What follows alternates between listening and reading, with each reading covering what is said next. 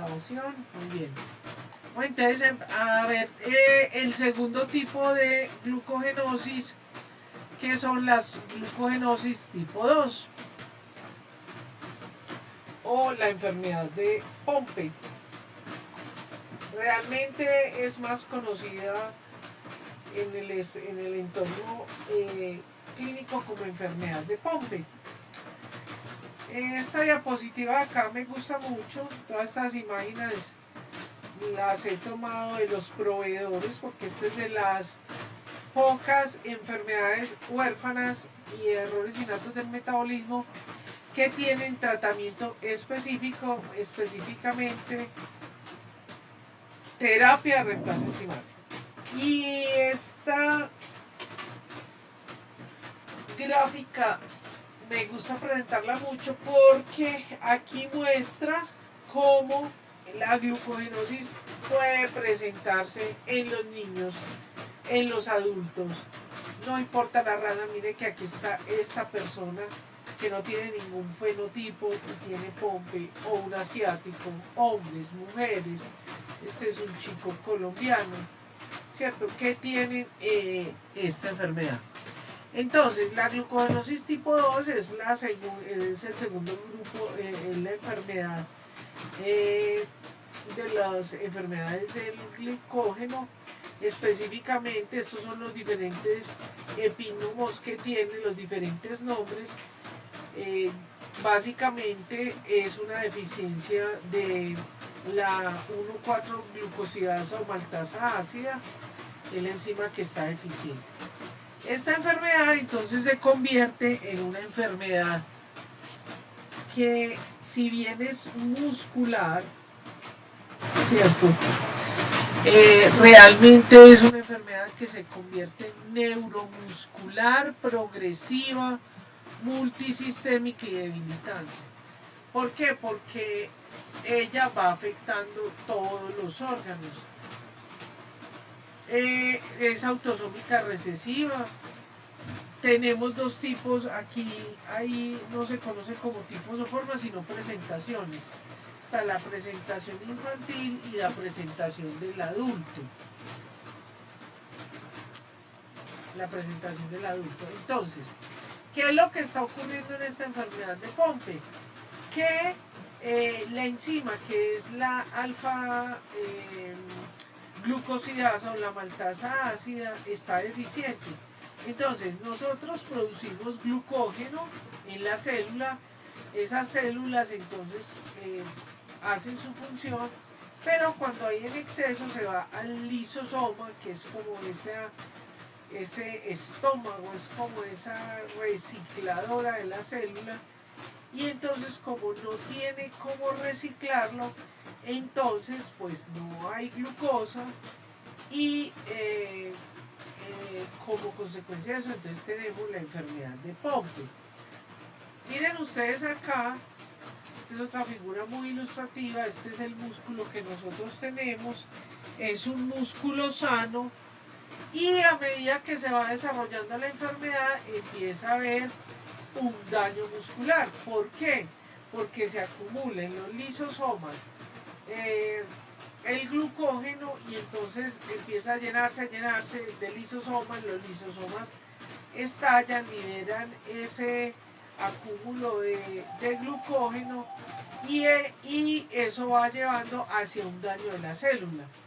Cuando lo tenemos aquí, es decir, en los primeros estadios, es reversible, pero una vez ya se ha dañado la célula, ya es irreversible el daño y la célula generalmente se muere.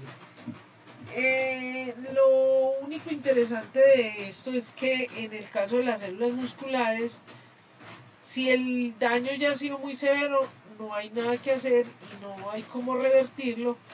Y por esa razón, este tipo de enfermedades que tienen terapia de reemplazo enzimático son las sugeridas siempre a que estén dentro del tamizaje neonatal, porque si se detecta a tiempo, se puede empezar a colocar el medicamento y evita todos los daños que trae la enfermedad.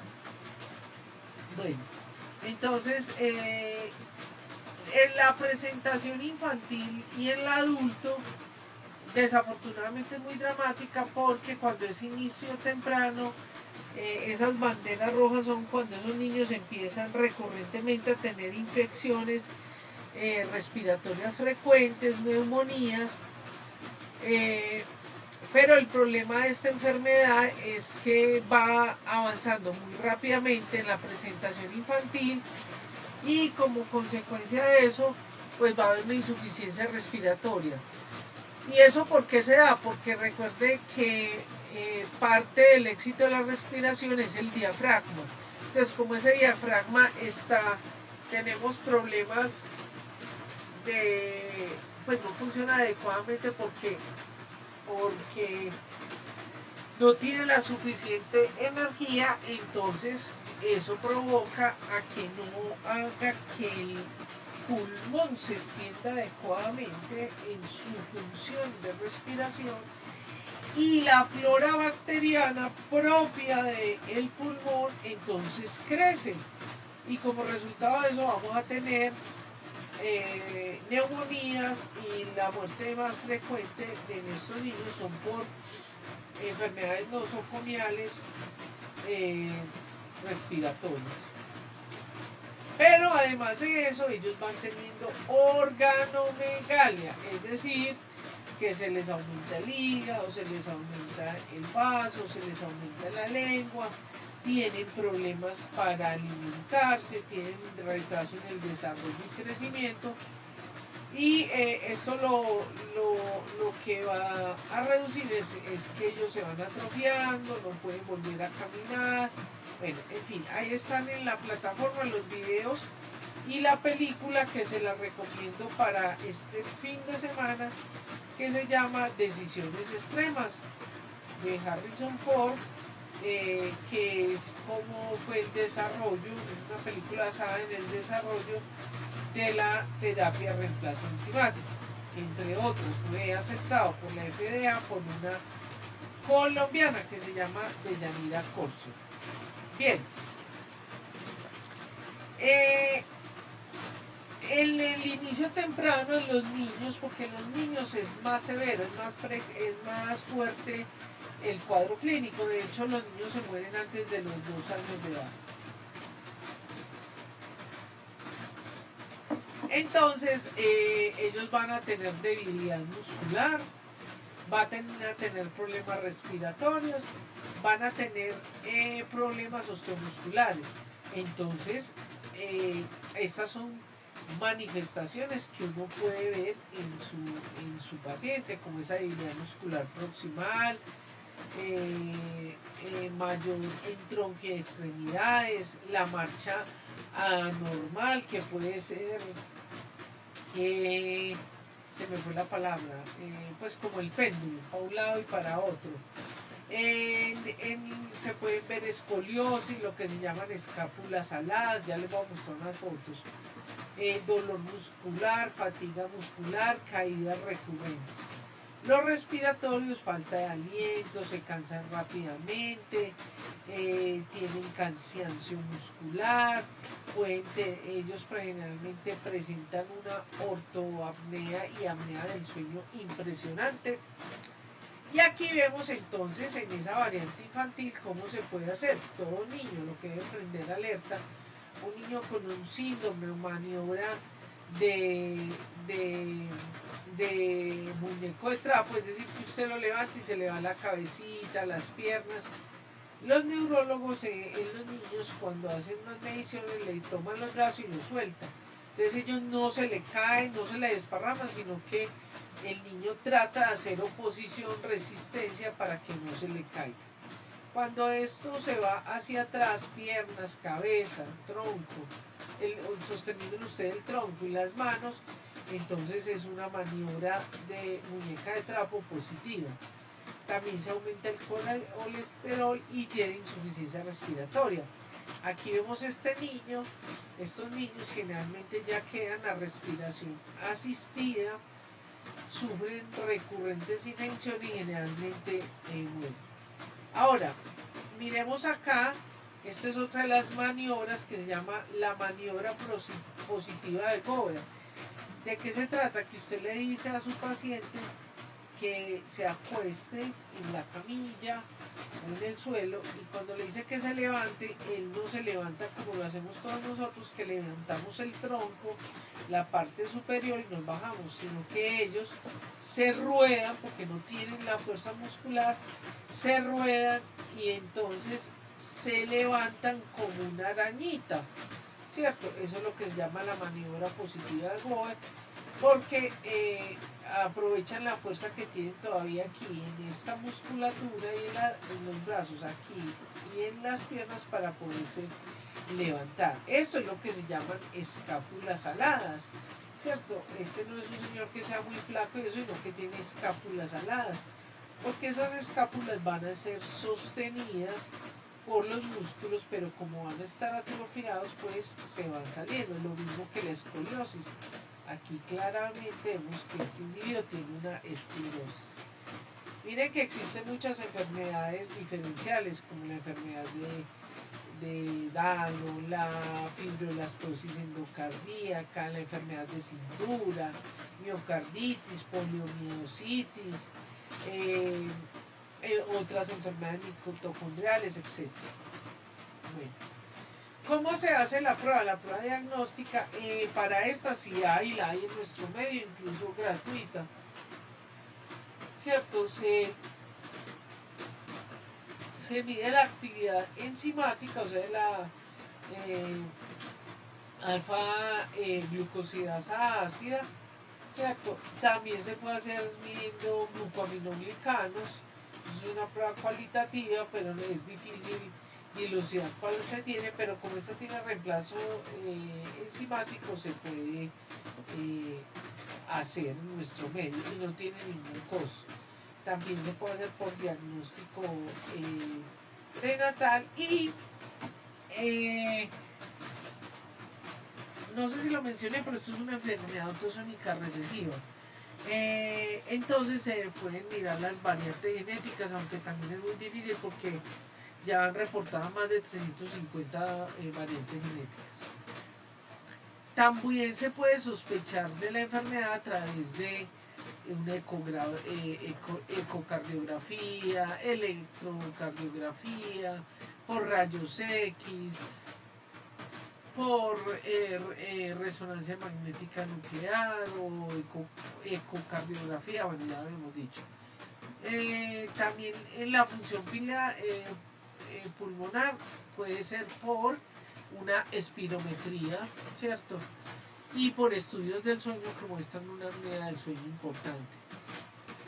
Dentro de los paraclínicos están lo que debe perder alertas o alarmas, son la CPK o CK, dependiendo del país, las transaminasas y la determinación de oligosacáridos, o sea, esos glicoaminoglicanos que se eliminan por orina. Ay, bueno.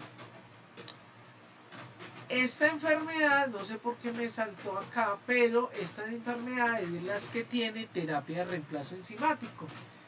Es actualmente la oferta Sanofi Company para la enfermedad de Pompe tipo 2. Bien. Vamos a pasar entonces a el tercer grupo de enfermedades o la tercera glucogenosis, que es la glucogenosis de Cori. Esta también se conoce como tipo 3, es muy difícil que se conozca en el medio así, se conoce como la enfermedad de Forbes o la enfermedad de Cori, o síndrome de Forbes o síndrome de Cori. Aquí es una deficiencia de la amino 1,6-glucosidasa o la enzima de ramificante. Bueno, entonces estos señores fueron los que describieron esta enfermedad. Es una enfermedad autosómica recesiva. En estas enfermedades, ni ninguna de las que está acá, nunca les voy a preguntar cuál cromosoma. Es interesante saber de todas maneras que estas enfermedades aquí en Colombia muchas veces, o sea, por ejemplo en la pasada, como tienen terapia de reemplazo enzimático, entonces generalmente se oferta, los mismos laboratorios tienen su sistemática y sus fundaciones para poder hacer la prueba y, pues tienen todo eso bien regulado y prestan el servicio, así que ni se necesita cobrar. Pero en estas, como las otras que hemos visto, ni siquiera existe la oferta para poder para poder pues hacer esa determinación de la deficiencia de la enzima. Entonces, casi estas que no tienen esas posibilidades, entonces se hace a través de la determinación genética del gen que es el AGL. Bueno, esta es la enzima de ramificante del linfoma.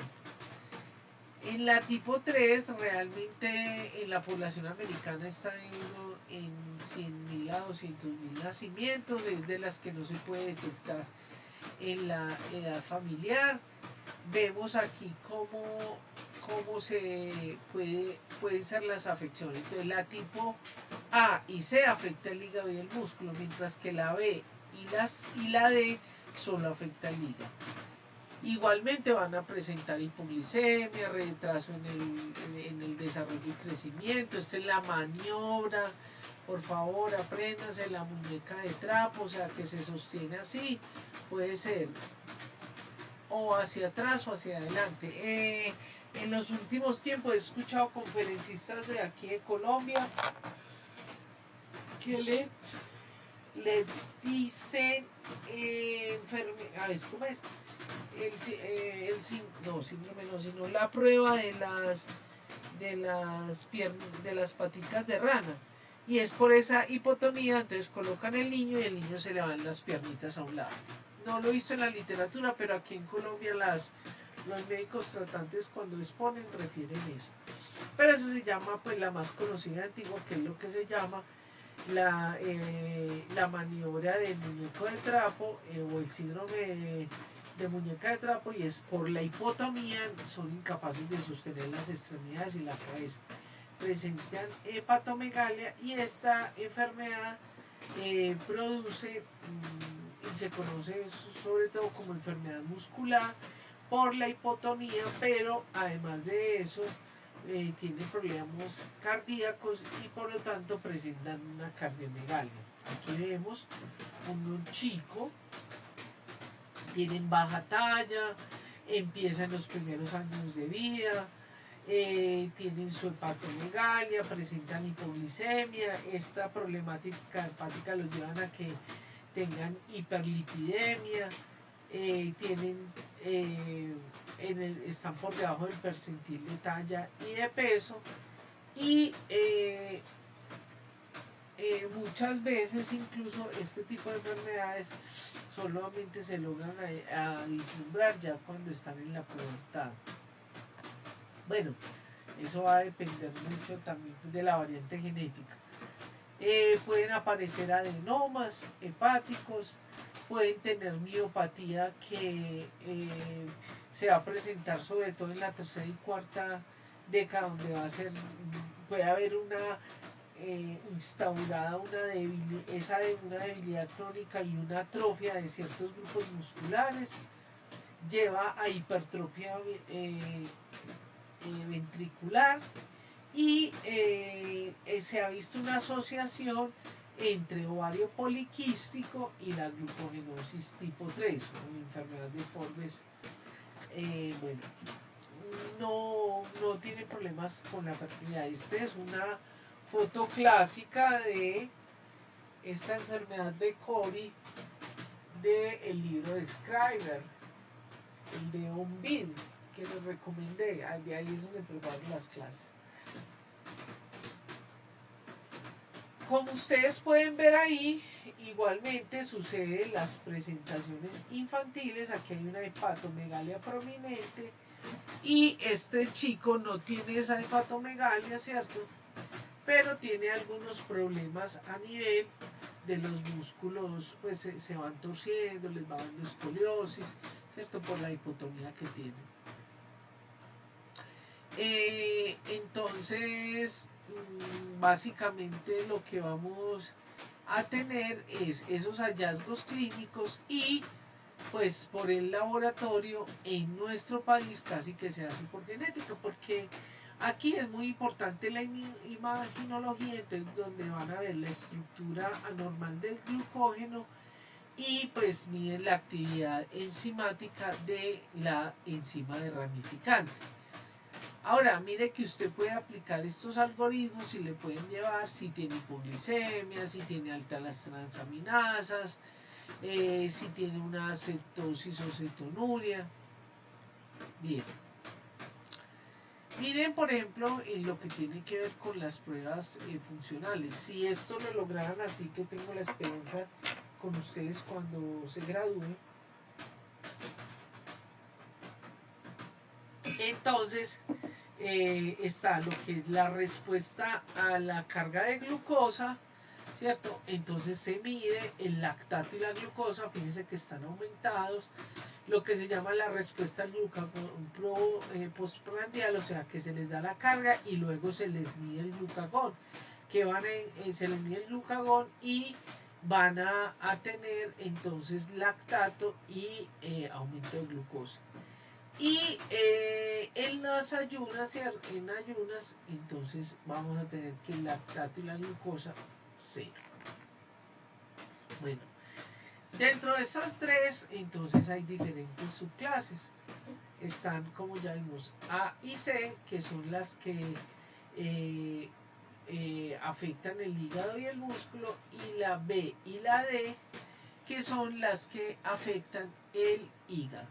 Clínicamente son indistinguibles. Esto solamente se puede detectar por la asociación con variantes genéticas y a veces pues obviamente las manifestaciones son más intensas en esta que es hígado y músculo a la que es solamente el hígado.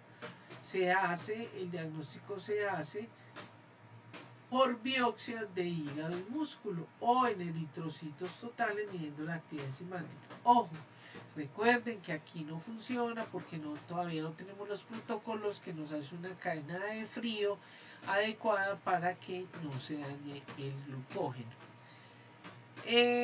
La biopsia hepática también, pues para quienes son muy expertos y están metidos en todo esto, cuando hay una fibrosis sumada a todos los antecedentes, a la anamnesis que le han hecho su grupo de salud tratante, entonces pueden llegar a este diagnóstico, ¿cierto? Y pueden ver entonces que el glucógeno está asociado a vesículas de retículo endoplasmático y los depósitos de DICE, los depósitos de colágeno. Bueno,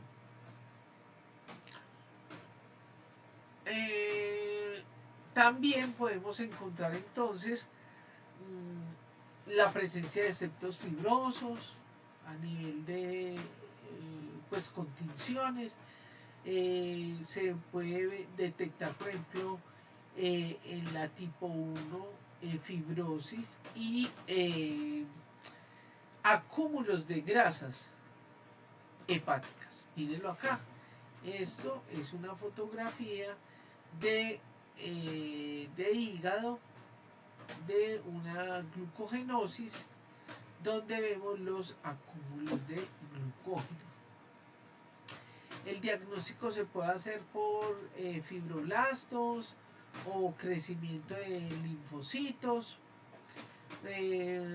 También se puede hacer a través de biopsia hepática, de las pruebas de material genético y del tiempo del tamizaje prenatal. Esta es una tablita que salió de este artículo que encontré en la Biblioteca Nacional de los Estados Unidos, y entonces fíjese que ahí usted puede hacer los diagnósticos diferenciales e ir guiando su diagnóstico, porque en sí mismo entre las glucogenosis pueden llegar a ser diferenciales.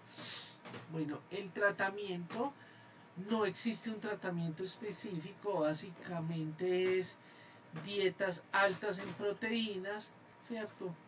la glucosa intravenosa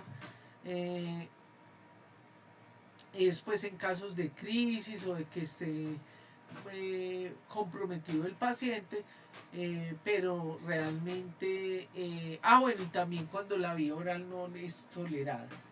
Esto tiene que ser un tratamiento, un grupo interdisciplinario entre los médicos tratantes y el nutricionista, sobre todo cuando los niños están en crecimiento y desarrollo, porque permanentemente hay que estarles monitoreando eso. Bueno, la vitamina D, como ellos desarrollan osteoporosis o otro tipo de complicaciones, entonces hay que darle esta suplementación. La dieta no es tan exigente como en otras glucogenosis, pero hay que evitar, ¿cierto?, los picos de hipoglicemia. Entonces, lo que se recomienda es sobre todo carbohidratos de complejos, es decir, que necesiten todo el organismo, todas las funciones eh, para, pues, para evitar que haya hipoglicemia. Entonces se puede jugar con los alimentos, se puede jugar con los suplementos y obviamente la alimentación integral nocturna. Bueno, en este caso no hay restricción como vamos a ver otras de fructosa y de galactosa, y el trasplante hepático pues que ha funcionado muy bien. Bueno, vamos a pasar a otro tipo de glucogenosis, que es lo que se llama la enfermedad, la glucogenosis tipo 4 o enfermedad de Andersen.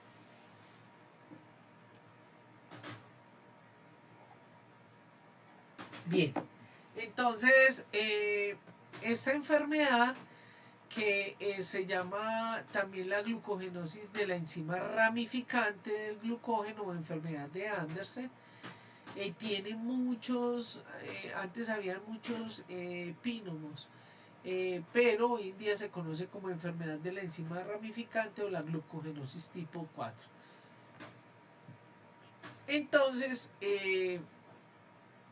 resulta que, recuerden cuando vimos la estructura de el glucógeno, que es los depósitos están permanentemente armando y desarmando eh, esa roseta, ¿cierto? Y entonces ahí participan enzimas. Entonces, obviamente va a estar involucrado con ese almacenamiento inadecuado o anormal del glucógeno, porque tenemos la enzima deficiente. Esta enfermedad va a llevar entonces a, como es la ramificante, afecta tanto el hígado como el músculo. Es una enfermedad que es autosómica recesiva, que han sido pocas las variantes pues que realmente se hayan desarrollado.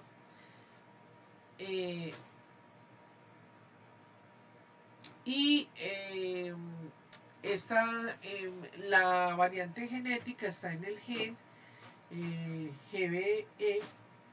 También es importante decir que en nuestro medio estas enfermedades se diagnostican generalmente por aparición o por determinación de las variantes genéticas para estos genes.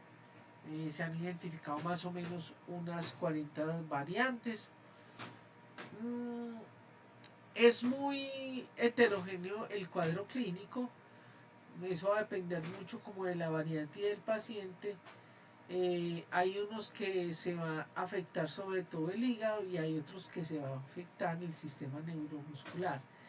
Ahora, dentro de estas glucogenosis vamos a tener diferentes tipos, que es la forma clásica, que es la que se presenta en niños. Estos niños nacen bien, pero en el momento en que se activa el metabolismo por la alimentación, entonces van a empezar a tener hepatomegalia, hipotonía, retraso en crecimiento y desarrollo. Es decir, en general esta forma clásica se presenta en los primeros meses de vida. Esta enfermedad, de no ponerse atención, de no diagnosticar o por lo menos sospechar que es una glucogenosis, rápidamente progresa hacia una cirrosis con hipertensión portal y hacen ascitis que los lleva generalmente a la muerte. Ascitis es acumulación de líquido abdominal. También se puede presentar en la forma clásica manifestaciones neuromusculares que pueden ser desde que están en la etapa fetal hasta el adulto. Y las graves, que esta enfermedad grave puede incluso manifestarse a nivel intrauterino, es decir, porque los chicos empiezan a dejar de moverse, ¿cierto? Pueden presentar artrogriposis, pulmones hipoplásticos y hacen muerte perinatal. Un momentico, por favor. Bueno, también hay una forma que se llama la forma con hipotonía grave, que van a presentar cardiomiopatía, depresión respiratoria y hace afección neuronal y generalmente se mueren.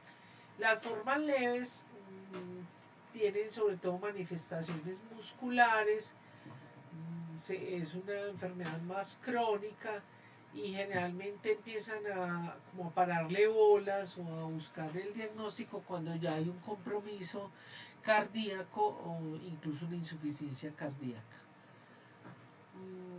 Bueno, ya hablamos de las manifestaciones. Tenemos que dentro del tipo neuromuscular perinatal fetal, que es como la forma más grave, que se manifiesta antes del nacimiento, y básicamente lo que va a suceder es que va a haber una acumulación de líquido en el feto. Entonces ese líquido va a provocar que se disminuyan los movimientos fetales y pues pueden producir incluso hasta una artrogriposis después del nacimiento. También pueden presentar hipotermia grave. Acuérdense que los niños, a ver un momentico, yo miro que por aquí, bueno, por aquí creo que todavía está la señora Cero, sí. Bueno, solo que sonó por ahí algo, entonces, bueno, entonces, se me fue la paloma. ¿Qué estaba diciendo yo aquí? Bueno. Que presentaban hipotermia grave. Sí, gracias. Entonces tienen una hipotermia. Acuérdense que en los niños la hipotermia, como ellos no tienen esa grasa marrón, entonces la hipotermia en los bebés puede ser muy grave y puede incluso llegar a ser letal. Acuérdense que nosotros cuando tenemos frío, por eso es que temblamos del frío para generar calor.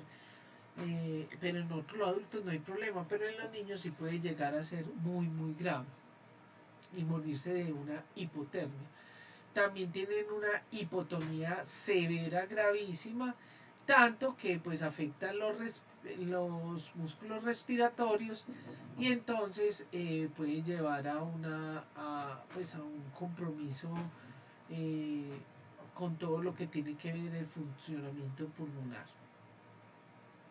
Bueno,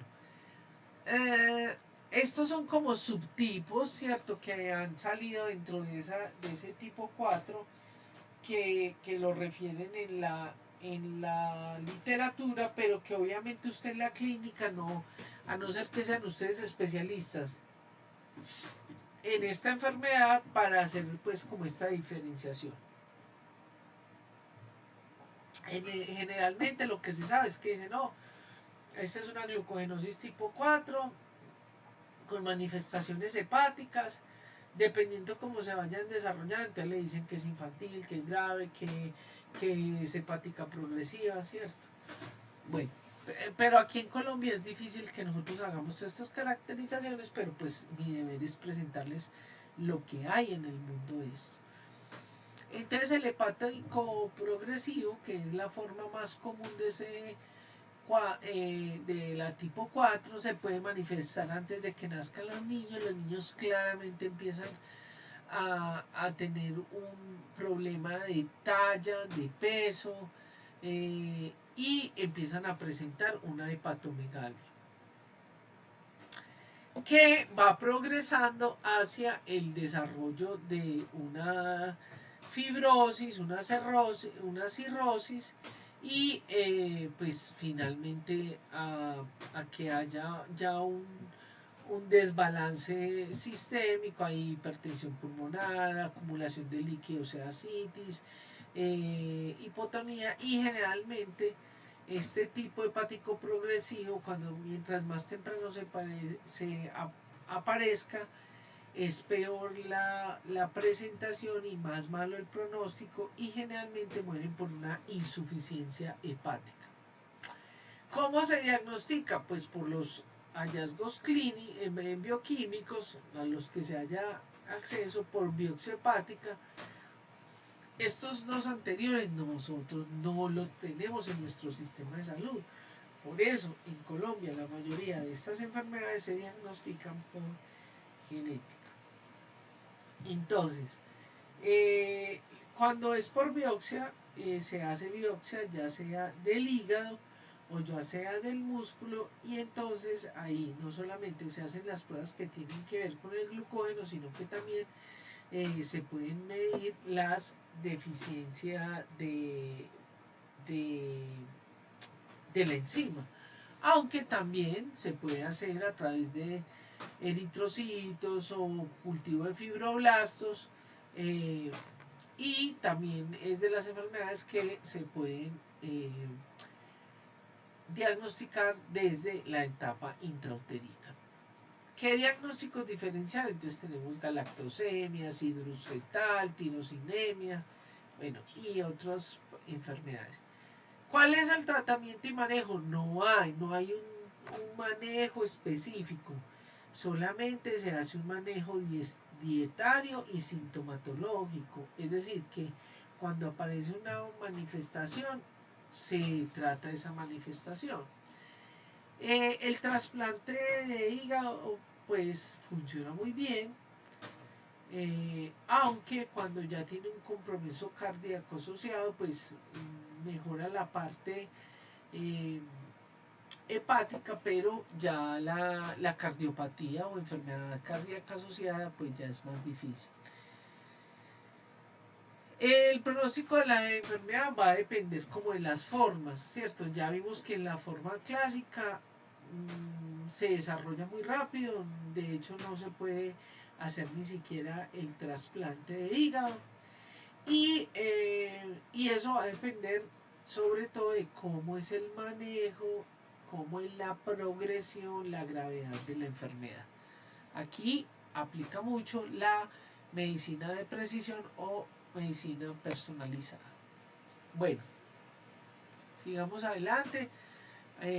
Hacemos otra pausa en 15 minutos para ver si logramos terminar todas las glucogenosis hoy. Hacemos 5 minutos dentro de 15 minuticos. Vamos a seguir con la enfermedad de McCarlen o la glucogenosis tipo 5, que es un problema de de la glicógeno fosforilasa muscular. Bien, en nuestro medio se conoce sobre todo como la enfermedad de McCarlen. Esa sí es por el nombre. Y eso va, la deficiencia es la deficiencia de la enzima que se expresa a nivel muscular. Por eso se llama deficiencia de la miofosforilasa. Recuerden ustedes que en el glucógeno hepático está sobre todo relacionado con ese glucógeno que va a proporcionar la glucosa para que se produzca la energía del ATP para la contracción muscular. Bien. La incidencia es más o menos 1 en 100.000. Esta enfermedad es autosómica recesiva. Básicamente el gen es el PIGM, que es de expresión muscular.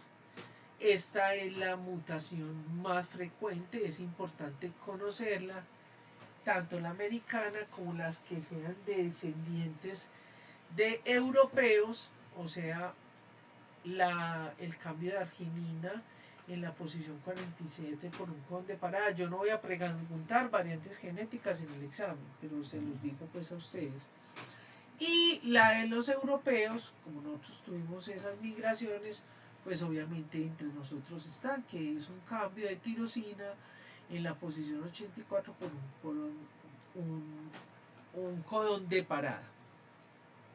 Entonces, pues esta es de las glucogenosis que se conocen como glucogenosis musculares, porque afectan el músculo. Esta enzima hace que cuando el individuo tiene un ejercicio vigoroso, cuando tiene una actividad vigorosa que requiera del funcionamiento muscular, entonces es donde se presenta la enfermedad. Y obviamente pues todo esto va a hacer que toda la actividad metabólica de la célula cambie y pues se va a producir, va a haber una acidosis, ¿cierto? Por el ácido láctico que se produce, y eso va a aumentar la creatinquinasa y como consecuencia vamos a tener las manifestaciones que presenta la enfermedad. Entonces, esa miofosforilasa lo que va a hacer es que nos va a permitir que podamos obtener la glucógena de esos depósitos de glucógeno muscular. Entonces, esas rosetas que tenemos, esos acúmulos, ¿cierto? No van a proveer esa glucosa 1-fosfato que la requerimos para la producción de energía. Esta enfermedad se puede presentar, no se presenta en la forma intrauterina, ni siquiera en el momento del nacimiento, sino que generalmente se empieza a ver en los niños cuando van al colegio, cuando van a la guardería o cuando los empiezan a colocar en algún deporte, y los niños tienen intolerancia al ejercicio. Los niños le refieren a los padres que les duelen las piernitas, que les duelen los brazos, hacen 5 o 10 minutos y ya tienen pues una fatiga que puede. Generalmente los profesores y los maestros le dicen al niño que no, que es muy enclenque, que es un flojo. Ojo con eso, ojo médicos, ojo papás. No, realmente puede ser que el niño tenga una enfermedad que no se ha visto. Otra de las cosas que le deben llamar a uno la atención es que los niños tienen calambres que son muy dolorosos. Bueno, una cosa que quiero mencionar aquí es que estos niños, entonces, pues ya hasta la familia y hasta los que lo rodean acepta que el niño es como flojito. Entonces,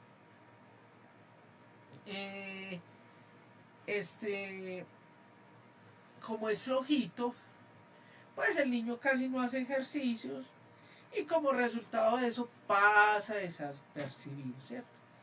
Pero a medida que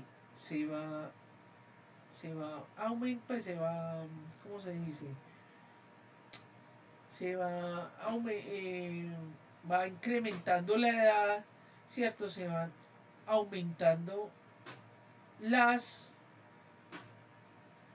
manifestaciones clínicas, y entonces pues ya ahí se caracteriza la enfermedad. El problema de esto es que entonces empieza a presentarse lo que... bueno, otra cosa importante, que son pacientes que yo he tenido conmigo, ¿cierto? Bueno, entonces los niños ahí pasan desapercibidos. ¿Qué pasa? Cuando ya empiezan a hacer adulto, entonces ya el chico quiere ser musculoso, empieza, ¿cierto?, a mostrarse con las chicas, con los chicos, y entonces empiezan a hacer actividades físicas para desarrollar esos músculos, y ahí es donde generalmente se empieza a presentar la mioglobinuria, o sea, presencia de mioglobina en orina, o eventos drásticos de rhabdomiolisis. La rhabdomiolisis es cuando las células musculares, pues porque no hay las suficientes condiciones bioquímicas, energía, entonces la célula se daña, ¿cierto? Y todo ese daño de esa célula muscular se envía al torrente sanguíneo, y eso es lo que se conoce como rhabdomiolisis, y que puede ser complicada porque puede incluso llevar al paciente a un estado delicado, grave, donde hay que hacerle incluso diálisis. Hay casos tan severos de eso. Entonces, estos pacientes presentan lo que se llama el fenómeno de segundo viento.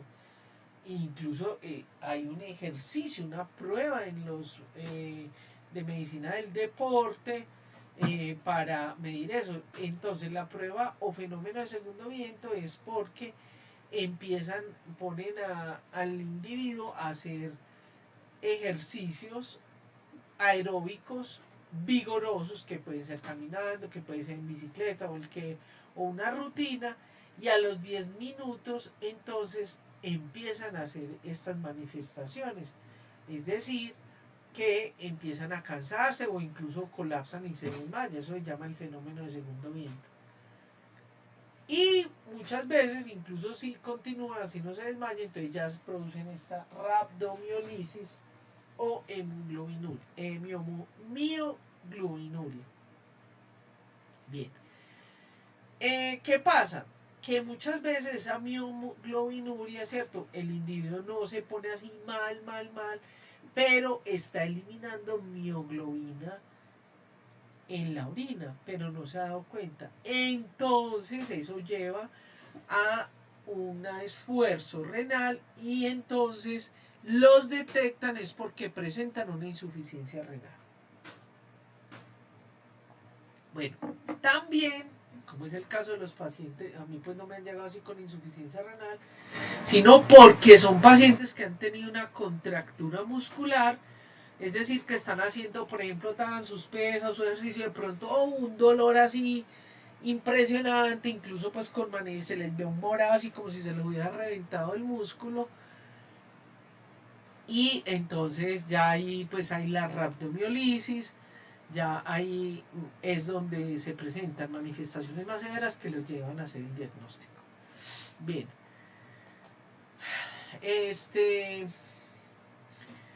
entonces, aquí en Colombia, por ejemplo, sus pacientes es porque los pacientes entonces han presentado la rhabdomiolisis, tienen la CPK muy alta, tienen acidosis láctica o presentan el ácido láctico muy elevado, y pues generalmente por pericia de los médicos les han mandado un examen genético, y entonces se ha encontrado la variante genética. Pero en los países desarrollados, que sí les pueden hacer su biopsia muscular, ¿cierto? Y la medición de actividades enzimáticas a nivel de fibras musculares, pues los encuentran, ¿cierto? Entonces hacen la determinación de variante genética. Los grupos en el mundo que están sensibles a este grupo de enfermedades, entonces hacen lo que se llama la prueba de isquemia en el antebrazo, ¿cierto? Que ponen a hacer un ejercicio vigoroso solamente en el brazo, y entonces midan si produce una isquemia. Pues hay todo un protocolo para eso. Yo no conozco aquí, no he conocido hasta el momento que aquí en Colombia hagan eso. También se puede hacer determinación de ácido láctico o de lactato en sangre, de la CPK, como les digo. El tratamiento de este tipo de enfermedades básicamente no es como muchas veces se piensa que es llevar al paciente a una inactividad física. No, el paciente puede hacer su actividad física teniendo actividades no vigorosas, sino ejercicios supervisados.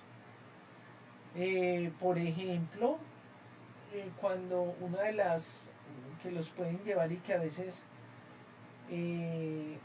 pues no se pueden dar cuenta es, por ejemplo, cuando se hacen hidroaeróbicos, ¿cierto? Porque cuando usted está dentro del agua hace mayor esfuerzo, mayor actividad anaeróbica, entonces ahí pues puede ser más afectado, ¿cierto? Es decir, que una vez, no quiere decir que no lo haga, sino que una vez que el paciente se ha diagnosticado, el tipo de ejercicio que se le haga,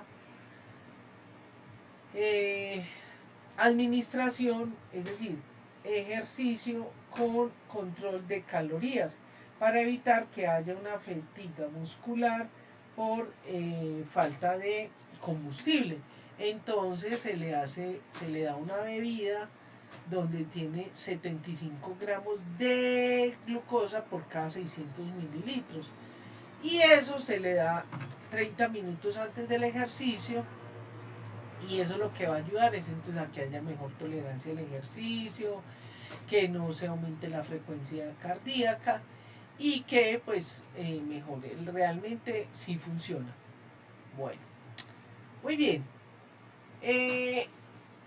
Vamos entonces a hacer un descansito de 5 minutos para hacer el otro grupo de enfermedades y a ver si alcanzamos hoy a terminar estas glucogenosis. Voy a parar aquí, paro el video.